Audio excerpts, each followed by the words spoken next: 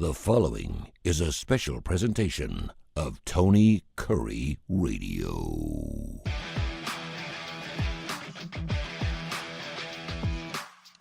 Welcome back to another award-winning Keefer and Kurre. He is Kip Keefer, Executive Director of the Birmingham Racecourse Casino. I'm Tony Kurre, longtime radio TV guy. We do a show called Keefer and Kurre. We talk about whatever the hell we want. We also have a TV show, by the way, ABC 3340, which is huge. We're about 7-8 weeks away from college football. This past week, we did our top 5 playoff teams, guaranteed locks, bold locks.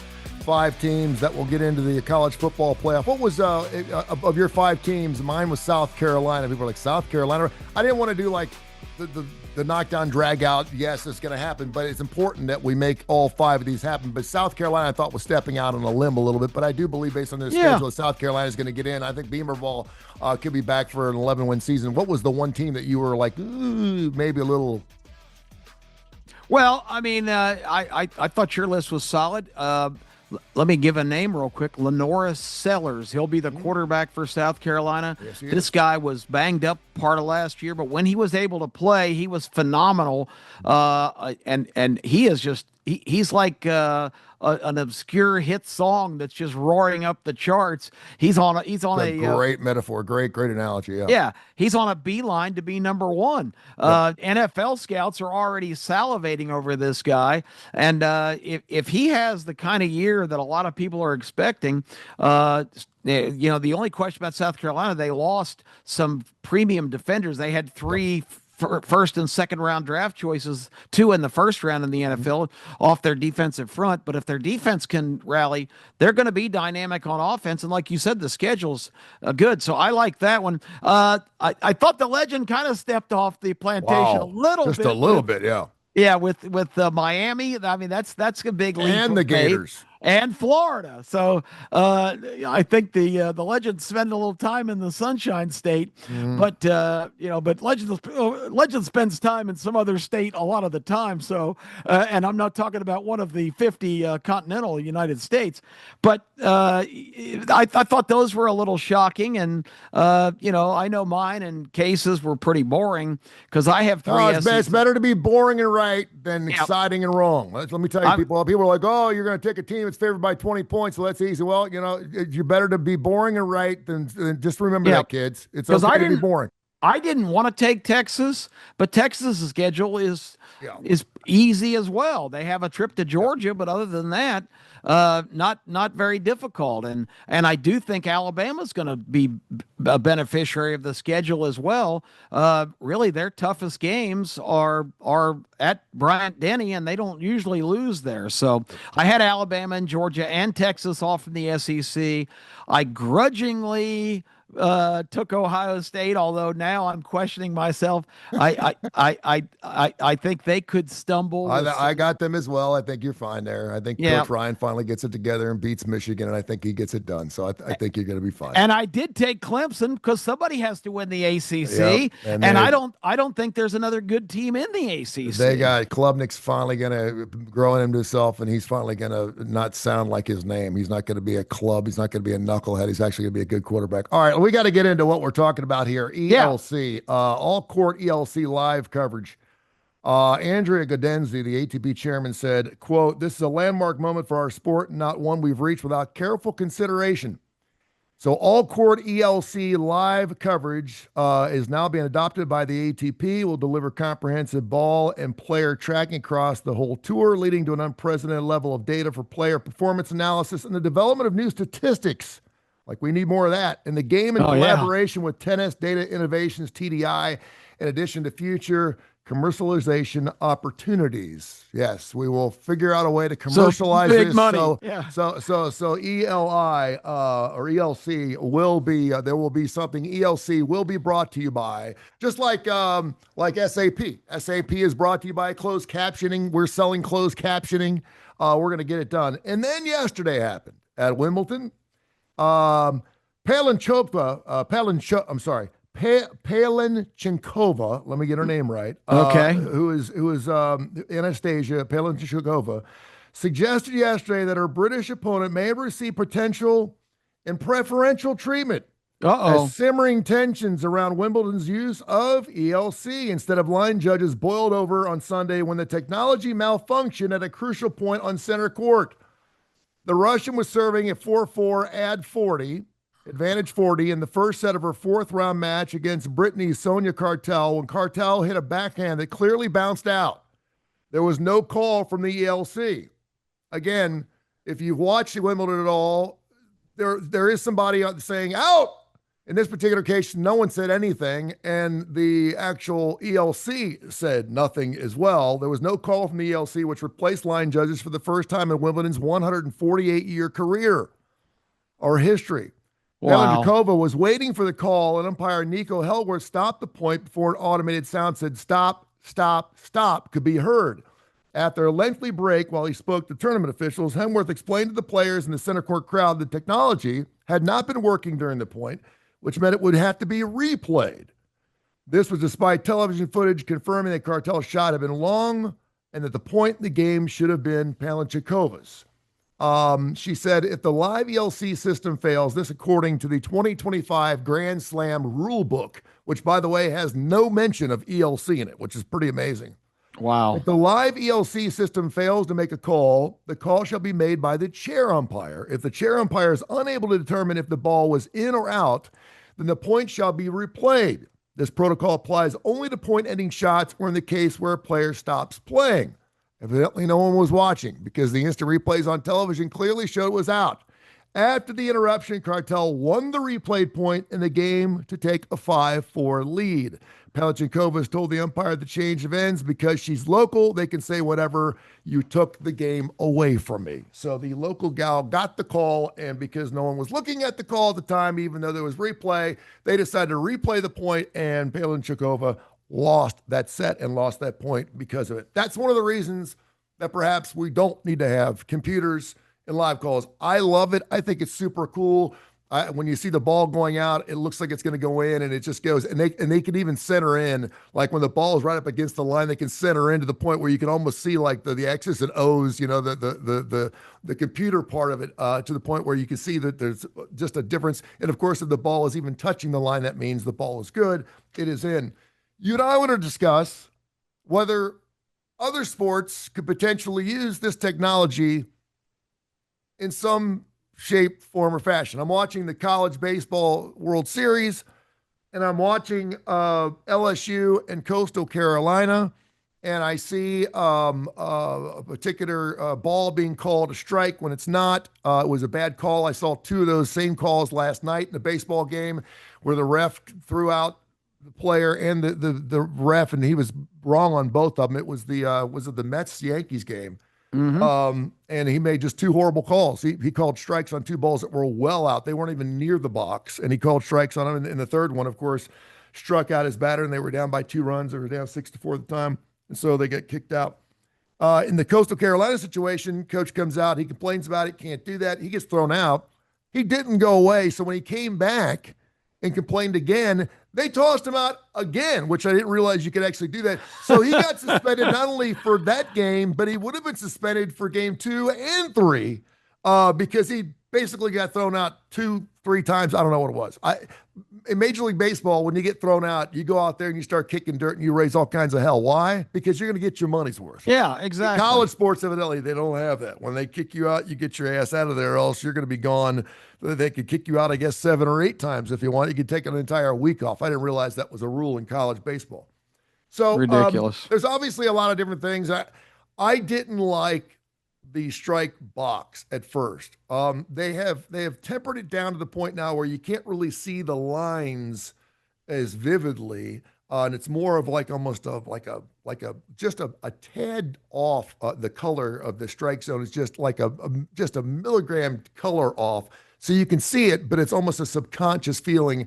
And of course, you see the ball where it lands, and you see the speed limit on the ball each time. And I don't have a problem with that. I just, for a while, it took me a while just to get used to that. And so I actually like the balls and strikes.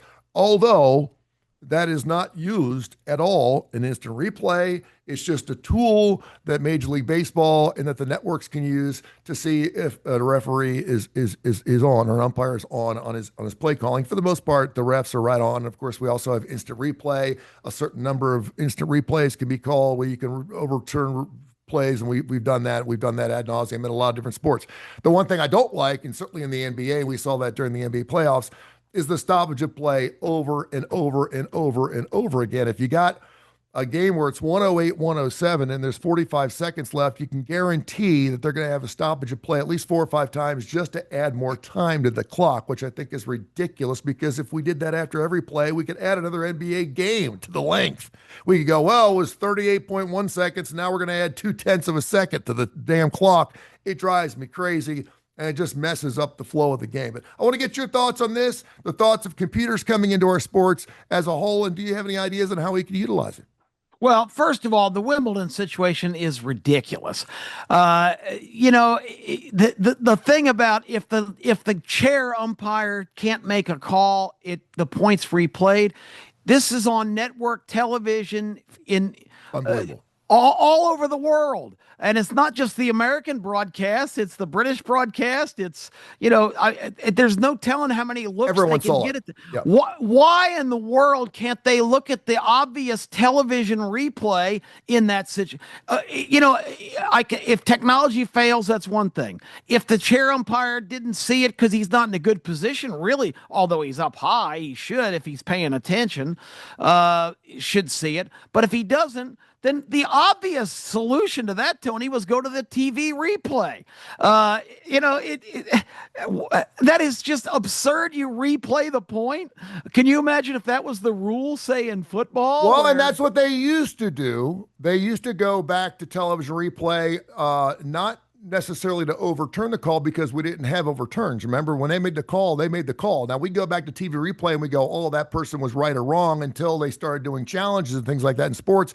And the problem with TV and a replay is sometimes you can't actually tell. That's why the computerized, the ALC actually works better, because you can actually see a separation. So maybe they didn't want to go to a television because they already knew what the right call was. Yeah. They didn't want to go back to television because that, according to the rules, is not the way they change calls anymore. So if they had done that, they probably would have been going unprecedented. What's the crazy thing is it went to the chairman, and he should have seen it in the first place.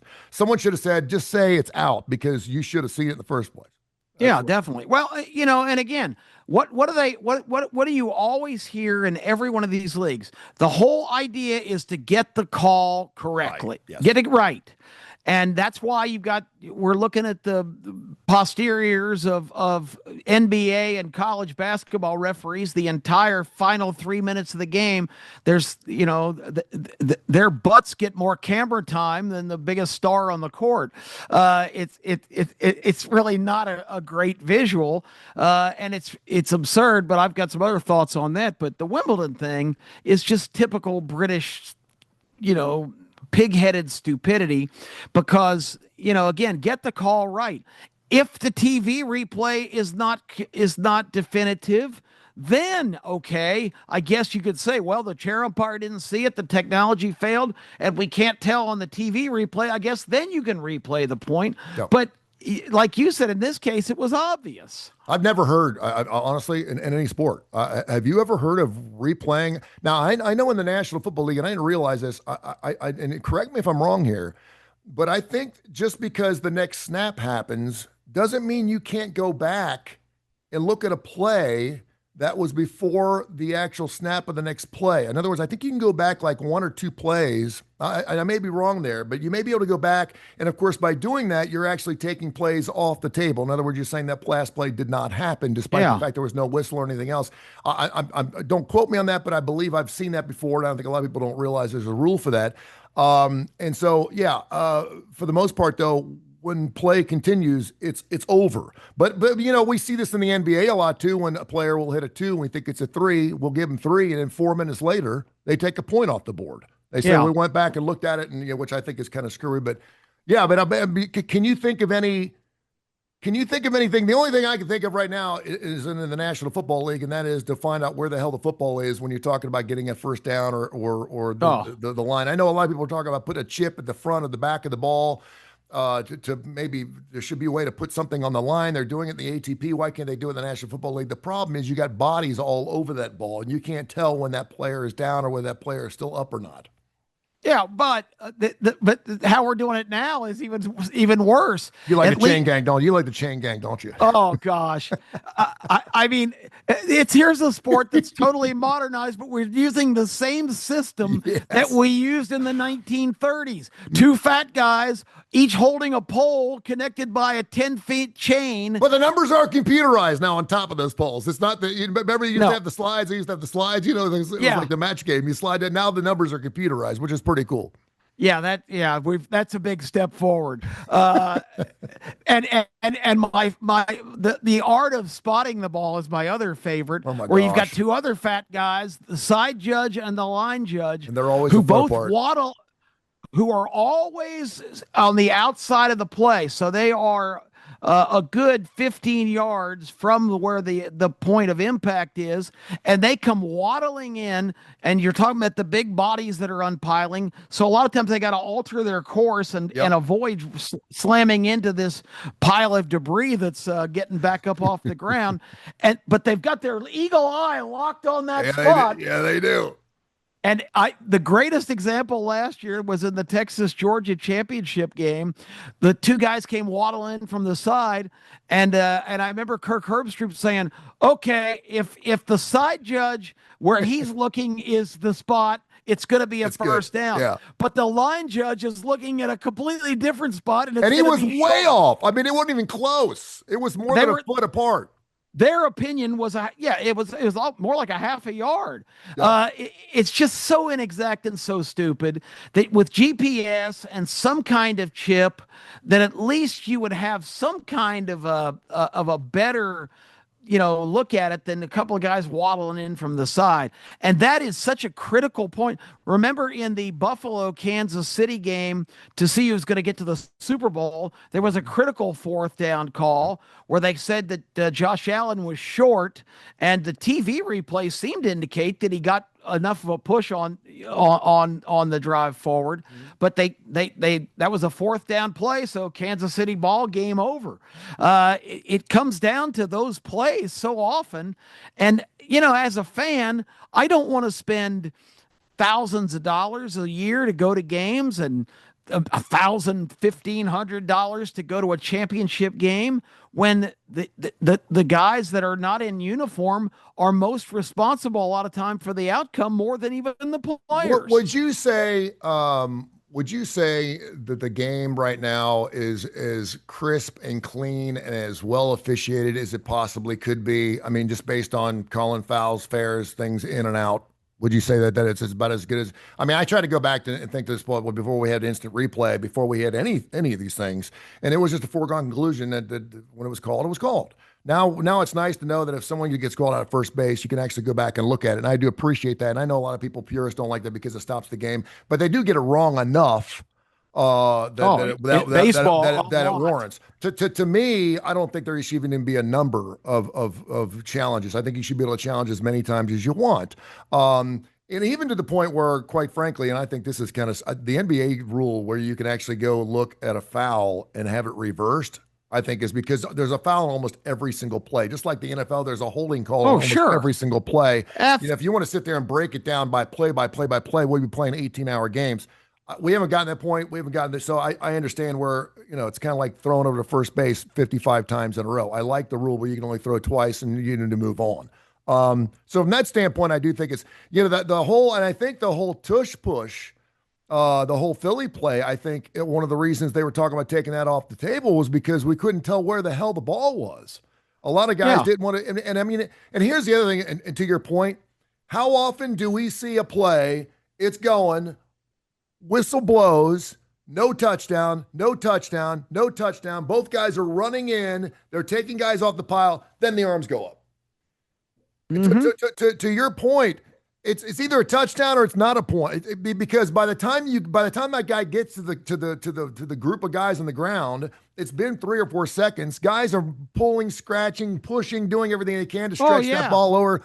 So there's no, I'm sure there's been thousands of times when a guy came up short. By the time the ref got over there, the edge of the ball was actually on the line. He's like, okay, it's got to be a touchdown. Because if they, like, what's the big deal? It's going to be a touchdown. Because whatever they call on the field has to be overturned. That's the thing. And if you can't tell the difference, and you'll never be able to tell the difference on those plays because there's so much massive humanity on top of where the ball is, you'll never see it. If it's called a touchdown, it's going to be a touchdown. If it's not called a touchdown, it's not going to be a touchdown. They can't overturn that. They won't. Let me throw at you something that most people would consider radical. Love it. In this era of so much technology, why do we even need, particularly in baseball, football, you'd have to have somebody on the field actually to put the ball where it's supposed to go. A laser pointer from the press box, from the technology or some kind of automatic system would light up the spot where the nose of the ball needs to be spotted. You can have one guy just be the ball spotter, because why not have, with all the technology, why not in football and particularly in baseball, why not have all the officiating done from headquarters? I don't understand the appeal of having these zebras running around on the field, or the umpires in baseball who get an amazing amount of calls are incorrect. And I'll qualify that by saying bang bang plays on the bases. You're going to miss a lot of those because the human eye is not going to pick up. And let's be honest with you. And these are paid guys. These is what they do for a living. They are pretty damn good. I mean, there's a lot of times where I know from the stands we sit there and say that guy was out. It's amazing how often they get those calls right at first base. It really is. It's incredible. Yeah. I mean, they got a 50-50 shot. That's my response to that. True. But anyway, I don't see what the obsession is in this time of technology. College football is ridiculous because you've got the guys on the field, then you've got usually a retired official upstairs who's probably dozing off every other play, who's probably most of the time, and he can't run anymore, so they give him a ceremonial job to be the replay official. But he's tied into headquarters down in Birmingham if it's an SEC game. So why all these steps in the process? Why can't the guys at headquarters just make the decisions? Then you don't have the delays, you don't have the challenges. It's the guy at headquarters is looking. It's a close play at first. They should, if they got somebody assigned just to that game, that guy should be able to make the call instantaneously. I know what you're saying, and I think they're getting it right now by not only having the refs there, whether there are 5 refs in an NFL game, 5 or 6. We're up to 8. Is it up in to the 8? SEC. Okay, so we got the 8 guys, plus we have, I mean, as long as they're willing to employ these guys, the more the merrier to me. I mean, if you want to have 25 refs per game, that's fine, as long as you're getting it right. None of the SEC guys are full-time, by the way. No, they're not. No, they're principals and plumbers and insurance salesmen. They're doing Pee Wee games on Saturdays. No, there's no doubt. And they should be. They should be. I mean, if we want them to get the calls right, not to say if you get paid more as a full-time job, you should be calling it any differently. Just from a fluidity standpoint, it would feel really bizarre not to have. First of all, you're right. You have to have ball spotter. You have to have somebody there that's in control of the ball, right? Yes. And the other thing is, and quite frankly, from the ball spotting, I totally agree with you. I think if you had a ball spotter, just one guy that's in control of where the ball is spot, okay? Now, this one guy can't be part of every play, right? I mean, because there's a long throw down the field, and is it 69 yards or was it 67 yards? That's where other refs can spot the ball. So from that standpoint, it's a little strange. The other thing is, obviously, you're talking about penalties. You're talking about holding. You're talking about, extracurricular activity after plays. You're talking about sacks. You're talking about all kinds of things. So I think you need to have that component of referees on the football field, or quite frankly, I think you're going to see a lot of guys wanting to beat the shit out of each other. I mean, because it's already a very, very torrential, violent sport, and I can't imagine these guys pushing and shoving for 60 minutes, not wanting to kill each other. There's been a couple of NFL referees that have been kind of beastly, bulked up guys, but I mean, is really the presence of a 60-year-old side judge going to be a deterrent if 2 350-pound guys throw down? I mean, what is he going to do? If they get kicked out of the game, it will. Yeah, but you can kick them out or it costs you 50, just like it was principals back in our day.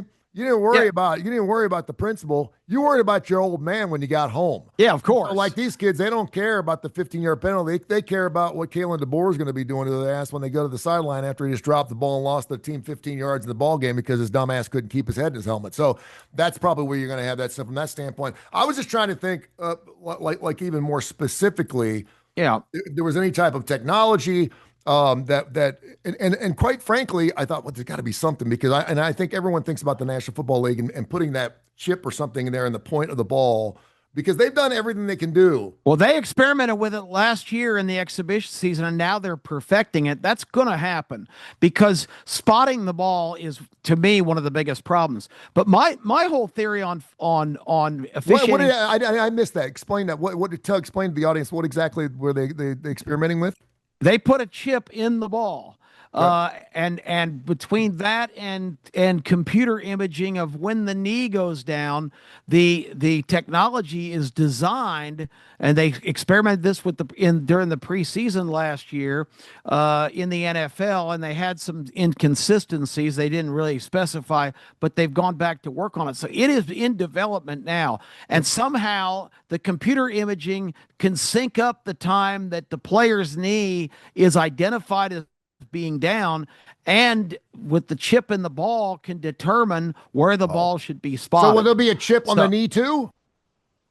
No, that's some kind of computerized camera thing that takes the image and can record the actual instant that the knee touches, and that works in sync with the ball chip to tell you where the ball should go. Listen to what you're saying. I mean, are we really doing this? I mean, think about what you're saying here. I mean, are we? I mean, that's kind of crazy. It was actually in play in the preseason last year. Is the day of bang bang plays gone? I mean, we're not going to have bang bang plays anymore. I mean, and let me ask you this: isn't part of the game, some of the allure of the game, the wrong calls? No, absolutely not. Get it right. Seriously, is it not in a weird way good for the sport to have bad calls? We've had to accept that over the years. There's been just horrendous calls that have cost teams games. But if we have the technology, I always thought that was a hilarious and ridiculous argument when people say, well, the umpire is bringing the human element to the game. Screw the human element. Humans are not smart as technology. Dumbass humans. In football, Tony, you can have a whole line of monitors and cameras specifically in the stadium trained on certain areas. If Tony Curry's in charge of the left guard and the left tackle on every play, you don't watch the rest of the play. You watch the activities of those two guys. True. If they hold, they grab the face mask, they grab a jersey, they cut block, they do something illegal, you push the button and inform. You say, I've got a it's not a marker on the play. We'll have to come up with a new terminology. There's a call on the play. And you've got guys watching the wide receiver and the defensive back. You've got, on the quarterback and the rush to make sure there's no fouls against him. You've got maybe a whole line of maybe 15 guys watching specific areas of the field, one or two players at a time. And I think you could do a 1,000 times more efficient job of officiating the game than having these guys. Sometimes you see flags thrown from 20 yards away on calls. Yeah, that's a good point. Yeah, I applaud Wimbledon and I applaud the ATP for going this route just because I mean the technology's there and it's super cool. Unfortunately, for Palin Shakova, the call yesterday obviously had to be replayed, and it was just so happened and where it was an ad 40 and it was 4-4. It changed the whole focus, the entire set. And again, it was a French girl too, a British girl, so she got the call, and obviously she went after home cooking. Well. Even technology. I imagine the technology company has some splaining to do this morning. Well, no doubt.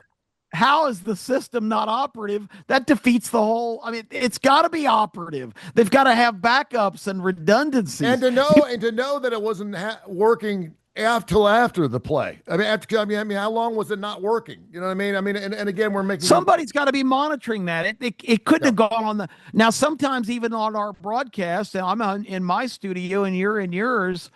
Sometimes I'm rattling away and you're trying to get my attention. We don't have any sound. I mean, things happen, but you need to have backups and redundancies if you're going to go to these systems. You can't have failures, or either that. Not at that level. Not at that level. That's true. Yeah. Or maybe in the NFL, oh, we didn't have technology on that play. That's not going to fly. Now, TV technology, I don't think ever fails. Every once in a while, the screen goes black for a second, but you have to have redundancies and backup plans in case the technology breaks down. But I think we're at the point where nobody wants to go to a college football game and see a flag on every play, and we've gotten to the point where that's pretty much the standard procedure in the Southeastern Conference.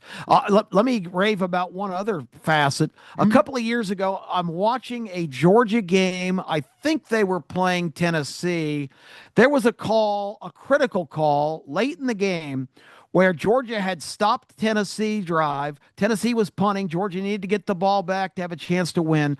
On the play, a Georgia guy trying to block the punt vaulted himself in the air and landed on the guy in front of the punter that's there to protect him. And a flag was called, and it was called, I forgot even what they called it, but he got a foul for a 15 yards for vaulting. Yeah.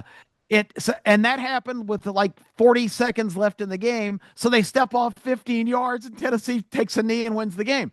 I'm telling you, Tony, not 20 minutes later, they switched to the Alabama-Mississippi State game in Starkville. Mississippi State stops Alabama on the first drive. They'll line up for a punt. Alabama rushes the punter. Exact same thing. They call them for vaulting just minutes later.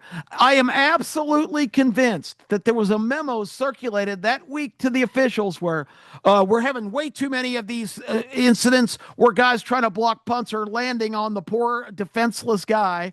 So that's a point. It's my favorite phrase. Terry always laughs, my radio partner. The point of emphasis. I always start off our shows. I wonder what the point of emphasis is this week downtown Birmingham with the officials, because you can usually watch.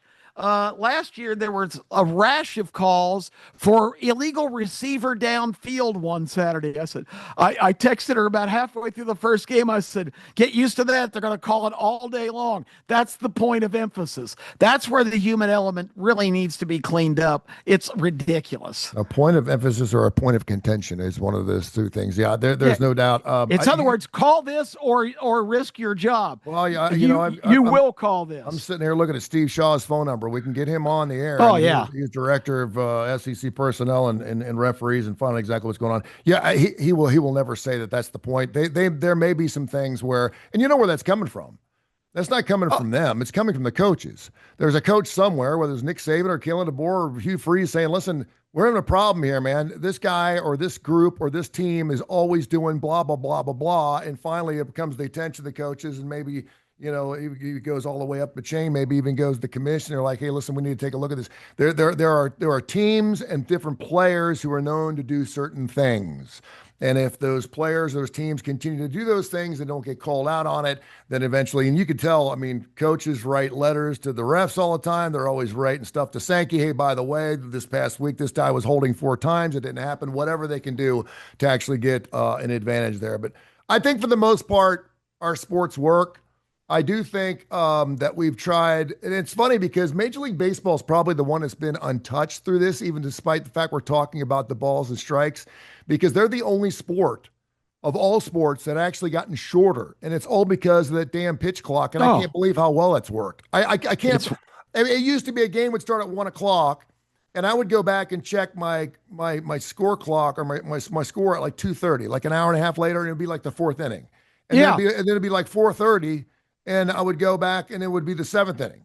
And now it's like if a game starts at 1 o'clock and it's 3, it's over. I mean, it's done. They move it right along. I mean, they get even the time between innings, they hustle them out there. You throw a couple pitches, let's go. I can't believe how well it works. I can't believe it really is. I mean, I thought for sure they would work for a while, then things would start slowing down. They're still calling strikes and balls if you don't get it in time. They did it in the College World Series several times. So kudos to Major League Baseball for keeping the game going. But it seems like, man, everyone's pants are on fire. They want to get the hell out of there. Yeah. And I love it. It's great. They the College World Series, I couldn't even, it was unwatchable. Those games were lasting 4.5 hours because they don't have those rules now. So you still got the guys going around adjusting their cup and fiddling with their slacks and tugging at their sleeves between every pitch. Every batter stepping out. Now you can only step out one time. If you got to get in the box and be ready to hit before 8 seconds or it's a strike. And you don't ever see the batter called for that. Every once in a while the pitcher waits too long, but it has been a phenomenal success, and it's so much better to watch now. It was insufferable watching the College World Series. Those games took forever. Hey, I want to ask you one thing here before we let you fly. And by the way, don't forget us again now on ABC 3340. We're going to be on every Saturday morning, and we're going to go right up against the college football. What's that first game? Is that Syracuse, Tennessee? Syracuse, Tennessee in Atlanta in the Chick-fil-A Kickoff Classic at 2:30 that day. Alabama at Florida State, and that night Notre Dame at Miami. That's the triple header on the opening ABC. Day. It's going to be great. But coming up about a month before all that, on August 2nd, at the Bristol Motor Speedway. Yep. Your Atlanta Braves are taking on my Cincinnati Reds. I believe I'm going to be out of town that day, and that really sucks because I was really looking forward to going I'm disowning the Braves. Don't call them my Atlanta Braves. They just got swept by the Orioles. Yeah, they played the Phillies, the Angels, and the Orioles a critical. That's what they're calling a critical 9-game homestand. The Braves went 2-7 and scored about 15 runs in 9 games. They cannot find the play. Suck. They cannot find the play. They really are. And there's plenty of time. I don't say plenty of time. There's still half a ball season to go. If they play up, it's amazing because every time I see them, their lines are still exaggerated. They're still the betting public is still on them because they're still the Atlanta Braves. They're favored every game. And so it's just like, and you keep and you had them the other night minus $180 and they lost. And I'm like thinking to myself, I think Strider was on the mound and he's a great pitcher. I'm thinking to myself, they certainly will do. But then when they do get great pitching, they don't get any hitting. They can't score. Your thoughts? Well, we have a couple minutes of Major League Baseball games being played. It's called the MLB Speedway Classic. I love basketball games played on ships. I love hockey games played at Fenway. I think it's super cool. I'm not crazy about NASCAR at the Coliseum. I think the track is too damn small. It just looks like it's just a bowl. I don't see how. It just looks like it'd be. And so I'm not quite sure. I'm not a short track guy. I'm a Talladega guy. But Major League Baseball, they're going to spread it out at Bristol. Are you excited about that game? And should we do more of these kind of things? I think it's kind of cool that they can set an all-time regular season attendance record at a baseball game. I think they have capacity for, I forgot what it is, something ridiculous like 130,000 at that joint. I'm going to pull this up here real quick and continue to go.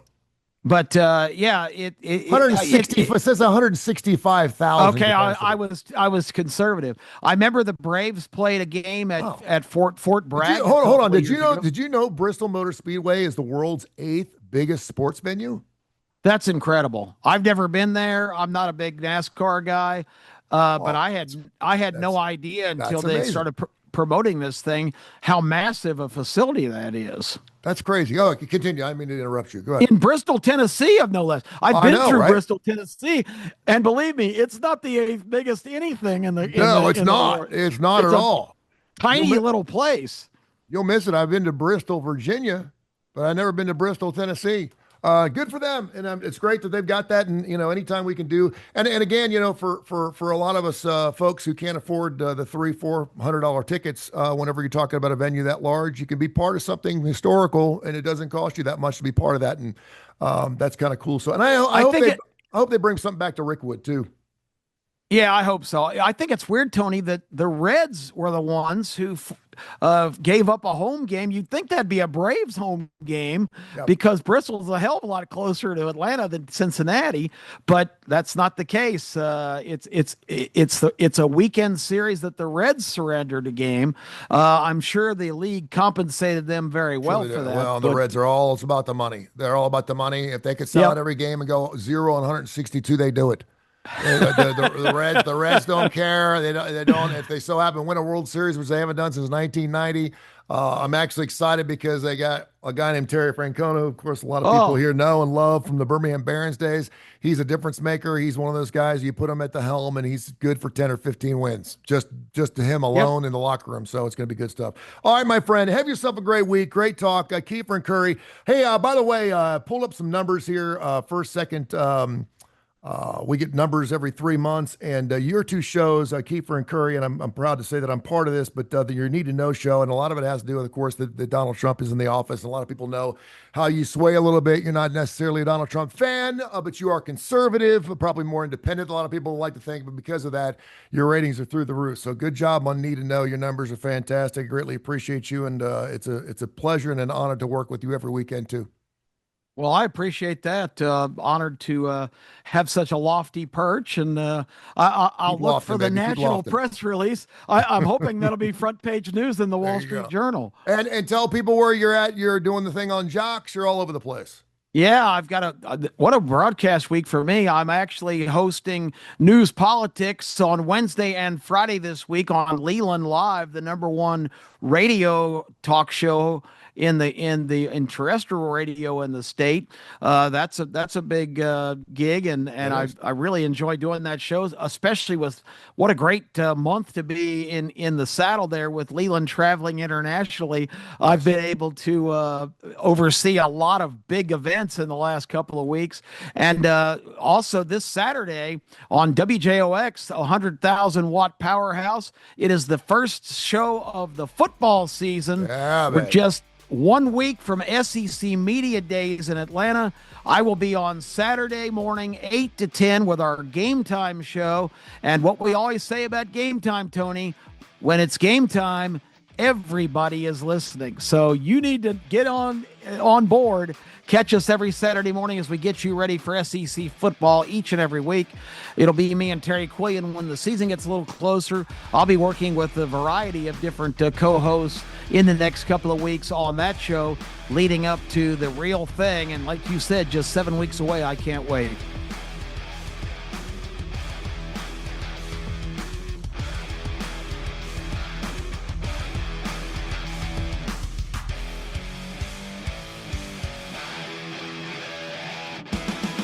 This has been a special presentation of Tony Kurre Radio.